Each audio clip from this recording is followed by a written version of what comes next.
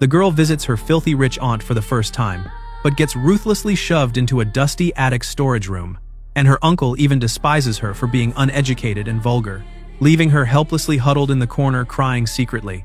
Just then, a low cough suddenly comes from right outside the door. A boy slowly walks inside.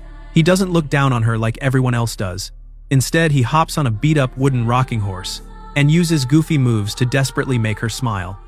Is it making you feel better? It's certainly distracting. Good. The girl's name is Fanny. Born into an extremely dirt-poor family because they had way too many kids. Her parents literally couldn't afford to raise them, so they had to dump Fanny at her rich aunt's house, which is the massive mansion of Lord and Lady Bertram.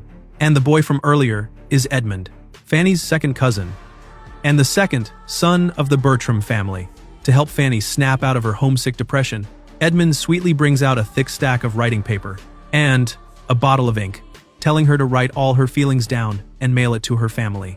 This sudden act of kindness is like a beam of light in the dark, instantly lighting up Fanny's entire world. Time flies by in the blink of an eye. Fanny is all grown up, blooming into a gorgeous young woman. Even though she lives a life with zero financial worries, she never stops enriching her own mind, quietly sticking to reading and writing every single day. And her cousin Edmund becomes her one and only spiritual ally. He patiently listens to all of Fanny's wild creative ideas and freely goofs off and plays around with her, even taking her out horseback riding to clear her head. This deep bond of spending every day together secretly plants a seed of love in Fanny's heart. But this quickly triggers her uncle's radar. Whenever he catches them playfully messing around, he loudly scolds Fanny to watch her boundaries. Fanny Price! Will you please try to act with some decorum? The next second, Fanny instantly drops her smile and humbly bows her head to apologize, because living under someone else's roof, she knows her lowly status better than anyone. Only by acting obedient and knowing when to show weakness can she somewhat dodge direct head-on conflicts, and this is her super cautious survival guide at Mansfield Park.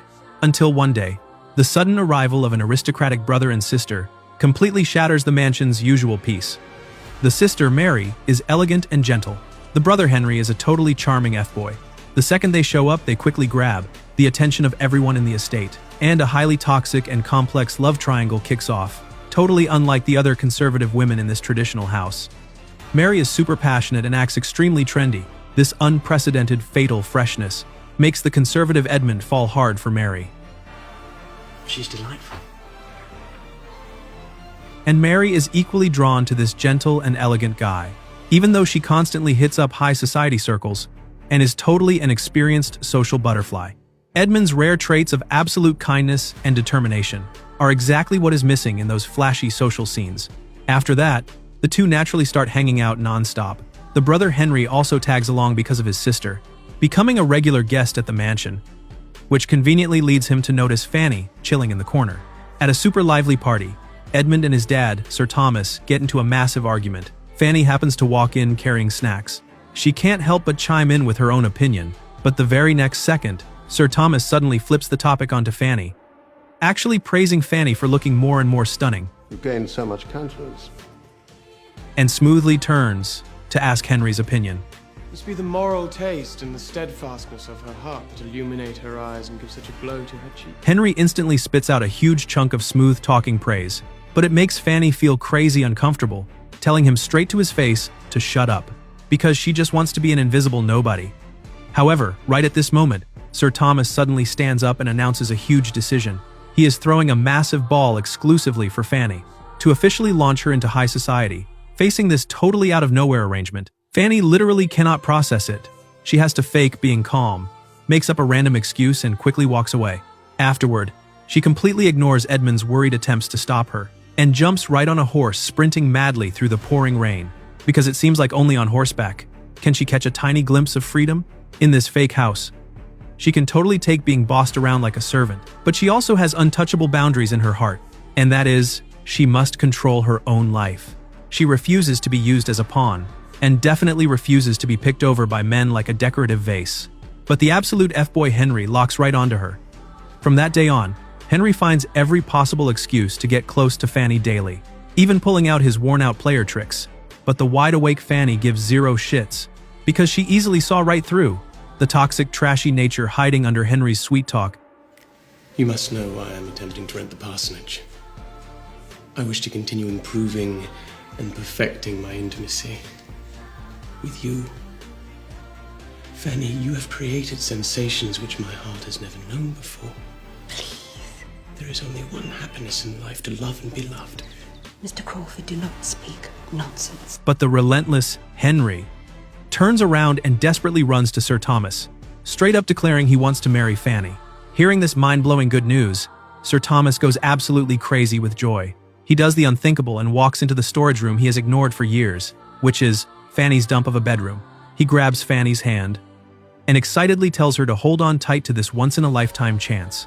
Because in the eyes of the extremely snobby Sir Thomas, a guy like Henry from a wealthy merchant family not only has insane amounts of cash, but is also super good looking, while Fanny is just a low-tier nobody from the slums. Marrying a guy like him is literally hitting the ultimate jackpot. More importantly, the massive social status and deep connections of Henry's family could give a huge power boost to his own family business. But the cocky Sir Thomas could never have guessed. Fanny rejects it straight to his face with zero hesitation. This makes Sir Thomas explode with rage on the spot. He thinks Fanny is being incredibly stupid and crazy selfish, but what Fanny really wants is a partner who knows how to love. And definitely not a flaky F-boy like Henry, but the stubborn Sir Thomas doesn't give a damn. He pulls his aggressive, strict patriarch attitude and demands Fanny accept the marriage with no room for argument. But Fanny still refuses to back down. To completely avoid marrying Henry, she chooses to go all the way back to her broken original family, in that totally money-driven and insanely strict class, divided, brutal era. Everyone thinks Fanny has completely lost her mind, actually turning down massive amounts of wealth and ignoring the easiest shortcut to jump social classes, insisting on returning to a poverty-stricken wasteland where they can't even eat.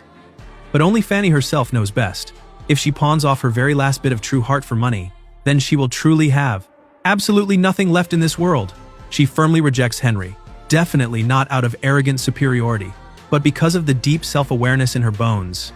This movie is adapted from Jane Austen's classic masterpiece, Mansfield Park. The story heavily centers around the poverty-stricken Fanny, but she is not your traditional, overly perfect op female lead. Instead, she represents how, in an insanely oppressive and totally unequal living environment, women can hold on to their inner moral bottom lines and self-control to achieve true spiritual independence and ultimate self-redemption.